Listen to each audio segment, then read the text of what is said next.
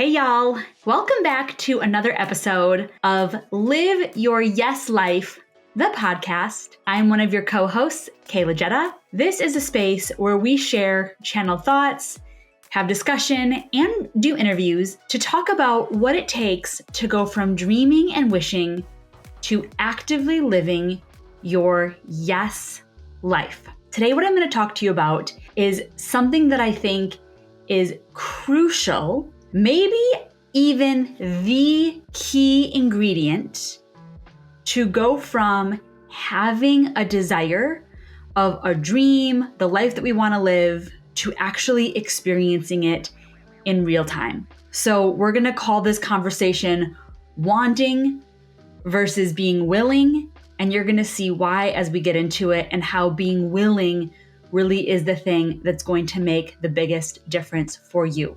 I want to start by saying that if we have been in your orbit for a while, or even this is the first time, and you are feeling a nudge or a call to deepen your support within our community, I have a special invitation for you today. I would love to invite you to slide on into my DMs and let me know that you feel a call to deepen in your support with us. And we'd love to share the opportunities of how we are serving people right now through our coaching containers, through our community, and through all of the different things that we have going on. So I want to plant that seed for you, and let's dive in. Today is all about the distinction between wanting and being willing. And I have to tell you all that all of the time, every single day, I hear people tell me something that they want, which I love because I'm a woman that believes that we get to have desires and that desires are so important to us. So I'd love for you even right now to bring to mind what's a desire that has been on your heart. Maybe you can bring a couple. What's a desire that's been on your heart for a while? It just feels like you are consistently or constantly thinking about whatever this first desire is. And then maybe there is a new desire. Maybe there's something that recently you're like, oh, I didn't really know that I had this desire, but now I saw that someone else has this, or I heard that it was possible. So I'm just inviting you to kind of create a buffet of desires, if you will, for yourself. And let's bring a couple more to mind. What about a big desire?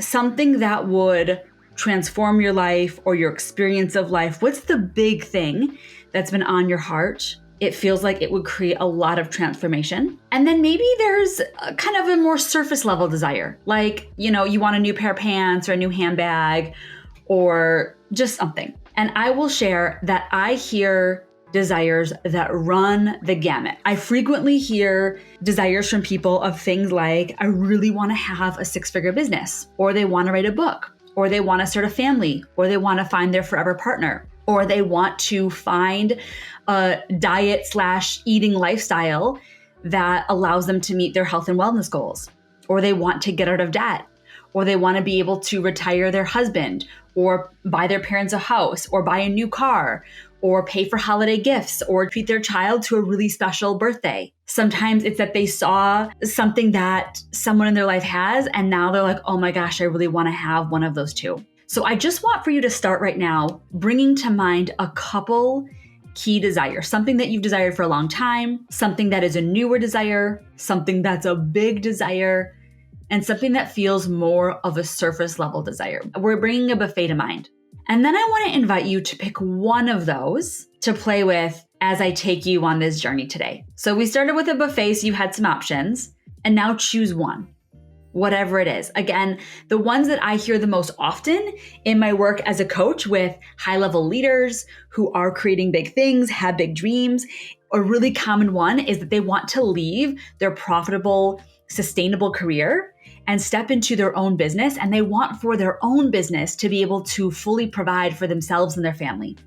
And so they know that that means it's going to be a 6-figure business because of the way that they want to be financially provided. Another one that I hear so commonly is people are wanting to find more adventure and freedom in their lives. So they're wanting to construct their business or their career in such a way that they can be location free. They can travel when they want to travel. These are things that I regularly have shared with me. So choose one of your desires. And now I want to invite you to think about, have you been in the space of wanting? Because this is most often the place that people come to me to share is in a space of wanting. And P.S., there is nothing wrong with wanting. This is where we start. We start with a desire, with this feeling bubbling up inside of us saying, ooh, I really want this. So we start with the wanting. The thing is that if we stay in wanting, we stay in wanting. I'm going to say that again. When we stay in wanting, we stay in wanting. So wanting, no matter how bad or how much we want, is not enough to bring this experience to us. Wanting alone will not make it happen. This is kind of like wanting is the lettuce. It's like the base of the salad, but just having lettuce, I think you and I both might agree, like, is that really a salad or is it just lettuce? We know that there's other ingredients that we need to have to actually make it a meal to bring the full deliciousness of it to fruition. So wanting is like the base component. It's the place that we start. It's important. But if it's where we stay, then it will be where we stay. And so we must move on from wanting to being willing. Now, there is a little bit of a bridge step that can be helpful. So I want to share with you the bridge step, and then we're going to spend more time talking about being willing. The bridge that can help us go from wanting to being willing is using our imagination. So when we're wanting, we're kind of thinking about, oh, this would be so nice. I would love it so much. But when we start to use our imagination, we are imagining that this really is our real life. And so yes, we're still in the wanting stage, but it's with a little bit of more of weight behind it, so to speak. So we're actually, when we're using our imagination, we can be doing practices like closing our eyes and envisioning almost like a movie of our lives with us having whatever the thing we were wanting is, the experience, whatever it might be. And another practice might be that we're writing letters to ourselves, either to our future self, thanking us for creating this, or maybe a letter to our now self, celebrating the courage that we had to step into this. Another practice that Lisa and I use all the time is something called future pulling. And so in future pulling, we speak out loud as if it's in the future. So let's say that the thing that you're really wanting is to hire a team that can support you. And you're feeling like, I know that me having a team who can support with my social media and my bookkeeping, whatever it may be, would really be helpful. You would speak, you could record a voice recording or something for yourself, or you could send it to a friend. You would speak out loud as if it was the time in the future when you actually had that thing. So this is something that we ask our masterminders to practice a lot. When they're telling us that they're working and creating something, we'll say, okay, come back in here and leave a voice note, speaking out loud as if it was the day. So maybe they go out and they say, okay, they're going to put themselves 90 days in the future. And they come on and they leave us a voice message talking about how amazing it is to be so well supported and the result that they had from the recent social media post that their assistant helped them with and the new client that generated them and how easy it was as they had all the support and what they were doing in the meantime. And they just speak about it as if it's their real life. And what becomes so cool in this future pulling practice is it starts to really blur what is reality versus what we're speaking into reality. So we go from wanting, it's the foundation, it's where we start. And then we start to move into imagination where we really deepen into, this isn't just something that I want, but I'm using all of my senses. That's really the key for imagination, is that I'm using all of my senses to put my whole body, my whole being into the experience of me already having this. And then we move into the thing where we really see a big result, a big difference. And that is in being willing. So being willing is absolutely the key difference from just wanting a thing to actually having that experience. Now, being willing does not always feel warm and fuzzy and comfy. Being willing often can feel stretchy or spicy or a little bit scary, because when we are willing, we do not yet know the how. We start by being willing before the how comes. Being willing truly requires that we access courage inside of ourselves perhaps at a new depth that we have not allowed ourselves to go yet. A place that people get tripped up in a lot is that they are wanting, and they think that they have to stay in the wanting until they figure out how. I want a new car, but I cannot get a new car until I know exactly how this is going to come to fruition. Or I want to leave my job, but I cannot leave my job until I know exactly how this is going to come to fruition. Now, I am not suggesting that we just walk into the dealership and say, okay, I'm here to buy a new car, and we have absolutely no idea of how we would access money. We don't move so fast that instant that we get the wanting desire that we just immediately move into willingness. But once we stayed in wantingness and allowed that desire to take root, and then we've started to use our imagination, and now we know that it's time that we take action. This is where willingness comes into play. And what I am saying is that we become willing before we become ready. We become willing before we become ready. It's actually being willing, not just thinking that we're willing, but being willing. It's active. Being willing that opens up the possibilities of the how. So when we are willing to have our desire, maybe your desire is to write a book in the new year. When you become being willing to become an author, to write a book, the beginning steps of the how will reveal itself.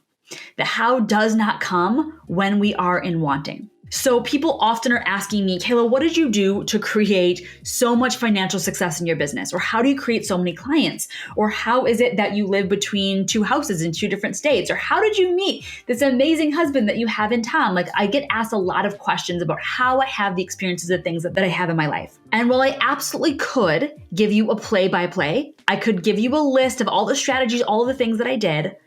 Most often, people just having those strategies or those steps will not work, because what the key difference is that I was willing. So even if someone has the information, they have the strategy, they have the steps, and they're wanting, they're going to stay in wanting. The same thing can happen if I am working on a custom strategy for a client, for whatever it is. Maybe we are looking at how we call in the dream partner of their life. Or maybe we are building a new arm of their business to take them into their first $500,000 year, whatever it is that we're working on. If all we're doing is creating the strategy and they only have strategy alone, it will fall flat, because the active ingredient that makes all of the difference is a willingness. And willingness looks like taking on the inner work. It looks like turning ourselves inside out, looking at the parts of us, the shadow parts of us, the parts of us that sabotage, that keep us operating in the old patterns that won't get us where we want to go. Willingness looks like staying the course all of the way until it works.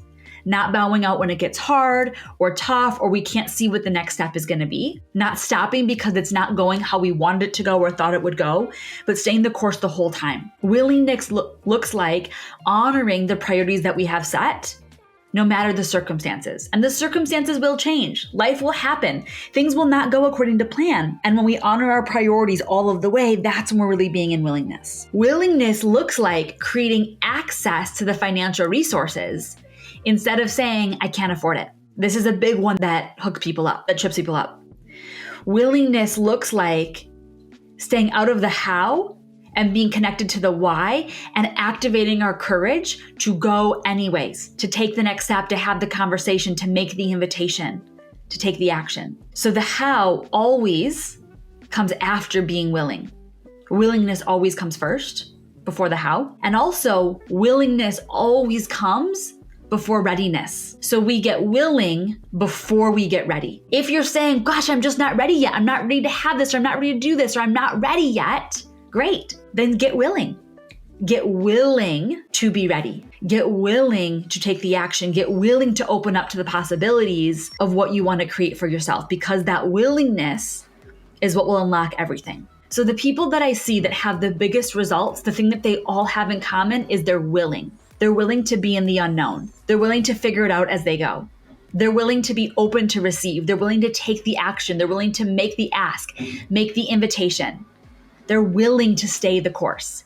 So let's go back to the desire that you had brought to mind. What would willingness for that desire look like? I can think about so many things in my life that I had to get willing around. Willing to invest $16,500 in a coach training program when I was already 6 figures in debt. The willingness to leave my job when I didn't have any clients and didn't really know how to get clients. The willingness to put myself in containers that would support me to grow and give me resources to grow personally and my business. The willingness to find a way to make it work with Tom when distance between the 2 places we were living was becoming hard early in our relationship. The willingness to get married, the willingness to expand our family with dogs, the willingness to host events and retreats, the willingness to buy my beautiful dream house on the lake, whatever the thing is. I have a huge list of things in my life that I had to get willing to do first. And I would love for you to think about, what is the desire that I have and what would being willing look like? And as I had said in the beginning, the invitation that I have for you today is to slide into my DMs. I would absolutely love to hear what your desire is and what being willing to actually have that desire looks like for you. It can be different from everybody. I would love to give you some spot coaching and support on that. And if it feels right, I also would love to invite you to come into one of our communities and be supported by Lisa and I. If you have been in our orbit for a while, or even just now when you're just feeling this unexplainable pull to know more or to deepen, I would love to find what the right seat is for you to have incredible support and feel like you are not walking this journey alone, but really being in a community and being held with other people who are willing to have what it takes and being in steady action instead of staying stuck in the wanting. I'm so excited for you. I cannot wait to hear. Please send me a DM. You can find me on Instagram at Kaela Jedda, same on Facebook, Kaela Gedda. You can always message us at Rise Leadership Circle on Instagram. And I'm so excited to see what you're willing to step into so that your dreams can become your reality. I'll talk to you soon.